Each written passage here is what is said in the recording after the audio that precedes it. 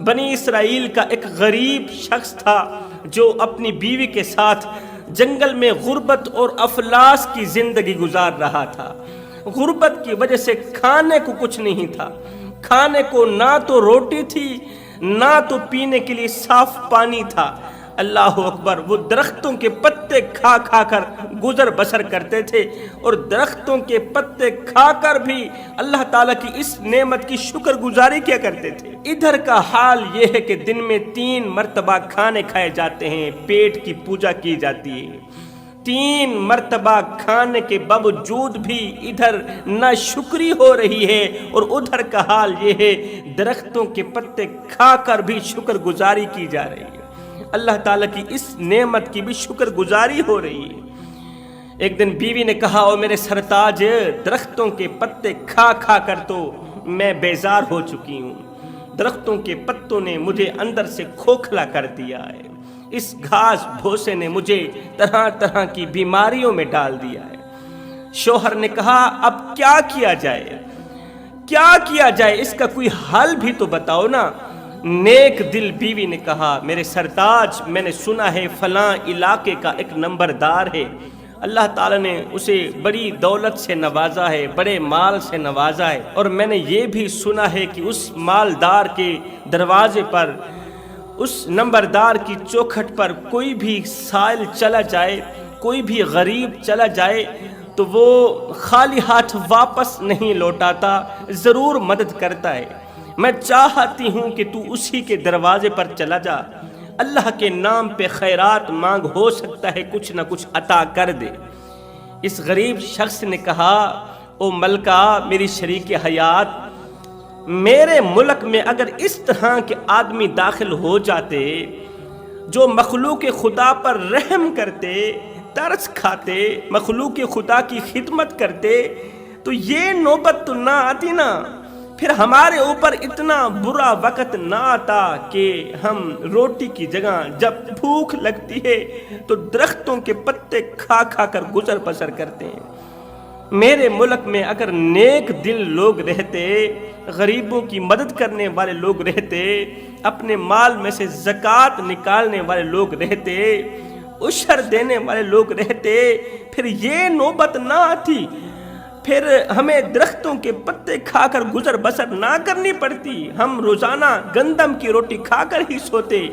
بیوی نے ہاتھ جوڑ لی، اور میرے سرتاج، میری عرضی قبول کیجئے، میری عرضی رد مت کیجئے، خدا را آپ اس علاقے میں جائیں، اس امیر کے پاس جائیں، جا کر اللہ کے نام پہ سوال کریں، ہو سکتا ہے وہ آپ کی مدد کر دے۔ جب بیوی نے زیادہ تنگ کیا نا، شکوہ کیا کہ درختوں کے پتے کھا کھا کر میرا اندر کھوکھلا ہو چکا ہے، میں طرح طرح کی بیماریوں میں مبتلا ہونے لگی ہوں، اب مجھے روٹی کی اشد ضرورت ہے، اب مجھے صاف پانی کی اشد ضرورت ہے۔ جب بیوی نے بار بار اصرار کیا نا، تو شوہر نے کہا، اچھا بھلی ماس، تو صبر کر، مجھے رات گزارنے دے، صبح کا سورج طلوع ہوتے ہی میں گھر سے نکل جاؤں گا، میں گھر سے امیر کی طرف نکل جاؤں گا۔ انہوں نے رات گزاری، اللہ اکبر، صبح ہوتے ہی، جیسے ہی صبح کا سورج طلوع ہوا تو بیوی نے اپنے شوہر کو ڈھیروں دعاؤں اور نیک تمناؤں کے ساتھ رخصت کیا۔ شوہر گھر سے نکل گیا، کہاں جا رہا ہے؟ فلاں علاقے کی طرف جا رہا ہے، مالدار کے پاس جانا چاہتا ہے، اللہ کے نام پر کچھ مانگنا چاہتا ہے۔ یہاں سے روانہ ہو گیا، بھوک سے نڈھال یہ غریب شخص اٹھتا بیٹھتا چلتا پھرتا، آخر کار اس مالدار کی چوکھٹ پر جا ہی پہنچا، اس نمبردار کے دروازے پر جا ہی پہنچا۔ ایک مربع زمین پر مشتمل اس کا گھر تھا، اتنا بڑا گھر تھا۔ اب اس غریب شخص نے، بھوک سے نڈھال شخص نے، کمزور انسان نے جیسے ہی اس کے گھر کی دہلیز پر قدم رکھا تو اچانک اس کی نظر اس مالدار کے کتوں پر پڑی۔ 8-10 کتے تھے جو ایک جگہ پر کچھ کھا رہے تھے۔ یہ غریب شخص کتوں کی طرف بڑھا، دیکھ کر حیران رہ گیا کہ کتوں کے سامنے پکا ہوا گوشت بھی پڑا ہے اور ساتھ میں دودھ بھی پڑا ہے۔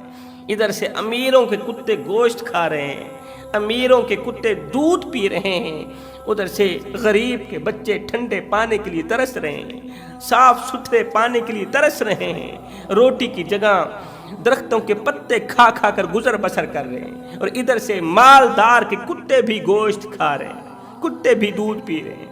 ہائے، یہ 3 دن کا بھوکا شخص، 3 دن کا مسافر شخص، اللہ اکبر، جیسے ہی اس نے کتوں کے سامنے گوشت کو دیکھا، پکے ہوئے گوشت کو اور دودھ کو دیکھا نا، جیسے ہی اس کی نظر گوشت پر پڑی تو اس کے منہ میں پانی بھر آیا۔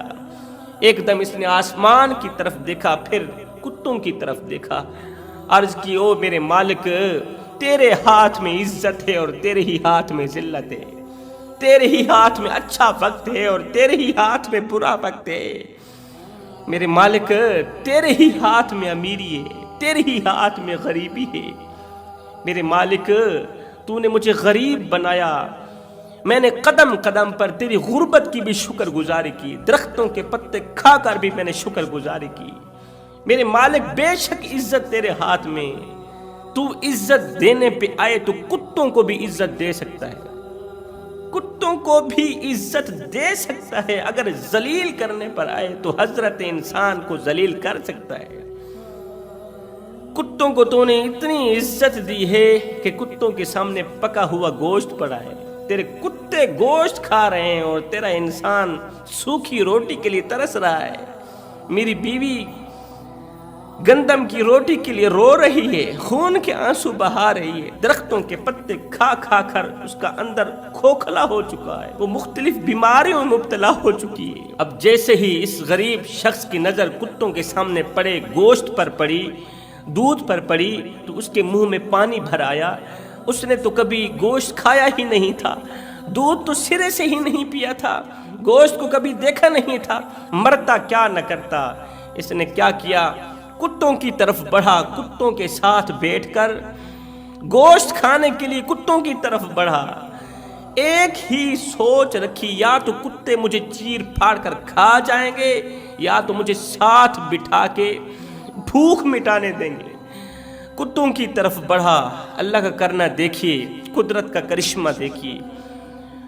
کتے حاسدینوں میں سے، کتے حسد کرتے ہیں۔ کتوں کا شمار حاسدین میں اس لیے ہوتا ہے کہ جب کوئی کھانے کی چیز کتوں کے ہاتھ لگتی ہے تو وہ کھانے والی چیز پر قبضہ کر لیتے ہیں، اپنی ملکیت میں ڈال دیتے ہیں، کسی کتے کو قریب نہیں آنے دیتے، کسی کو نزدیک نہیں آنے دیتے، وہ تنہا اکیلے میں کھاتے ہیں۔ حسد کرنا کتوں کا شیوا ہے، اپنے کھانے پینے کی چیز کے قریب کسی کو نہ آنے دینا، یہ کتوں کا شیوا ہے۔ لیکن قدرت کا کرشمہ دیکھیے، کتے گوشت کھا رہے ہیں۔ یہ غریب شخص جیسے ہی کتوں کی طرف بڑھا، کتوں نے راستہ چھوڑ دیا، راستہ چھوڑ دیا، کتوں کے ساتھ جا کر بیٹھ گیا۔ جیسے ہی یہ غریب شخص گوشت اٹھا کر کھانے لگا، کتوں نے اپنی جگہ چھوڑ دی، کتوں نے گوشت چھوڑ دیا، دودھ چھوڑ دیا۔ 8 کے 8 کتے ایک جگہ پر جا کر بیٹھ گئے۔ یہ غریب شخص پیٹ کی پوجا کر رہا ہے، گوشت کھا رہا ہے، بھوک مٹانے کے لیے۔ زندگی ہو گئی تھی، اس نے کبھی گوشت نہیں کھایا تھا غربت کی وجہ سے، کبھی دودھ نہیں پیا تھا غربت کی وجہ سے۔ پہلی مرتبہ اس نے گوشت کو دیکھا، کتوں کے ساتھ جا کر بیٹھ گیا۔ کتے وہاں سے ایک سائڈ پہ ہو گئے، حضرت انسان آ گیا ہے کھانے کے لیے۔ کتے تو حاسدینوں میں سے تھے، کتے تو اسے چیر پھاڑ کر کھا جاتے، اسے قریب بھی نہ آنے دیتے۔ کتوں کے اندر رحم ڈالنے والا کون تھا؟ حضرت انسان کے لیے، ایک غریب انسان کے لیے، بھوک سے نڈھال انسان کے لیے کتوں کے اندر رحم ڈالنے والا کون تھا؟ لیکن سنیے، ادھر سے غریب انسان کتوں کا بچا ہوا گوشت کھا رہا ہے، دودھ پی رہا ہے، ادھر سے نمبردار جس کے گھر میں بیٹھ کے جس کے کتوں کا بچا ہوا یہ گوشت کھا رہا تھا، وہی نمبردار دروازے سے اندر داخل ہوا، گیٹ سے اندر داخل ہوا۔ وہ نمبر